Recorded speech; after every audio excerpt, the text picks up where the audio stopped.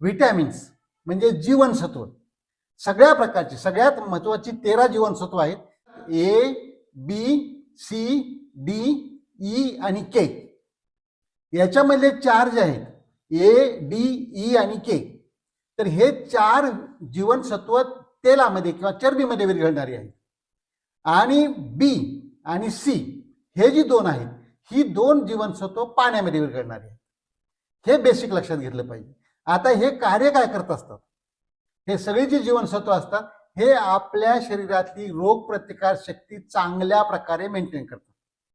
तुमची इम्युनिटी, तुमच्या लाल रक्तपेशी, पांढऱ्या रक्तपेशी हे चांगल्या प्रकारे सांभाळायचं, तुमचं हिमोग्लोबिन चांगल्या प्रकारे सांभाळायचं, तुमच्या शरीरामध्ये हे सगळे घटक चांगल्या प्रकारे राहावेत म्हणून हे जीवनसत्व अत्यंत आवश्यक असतं.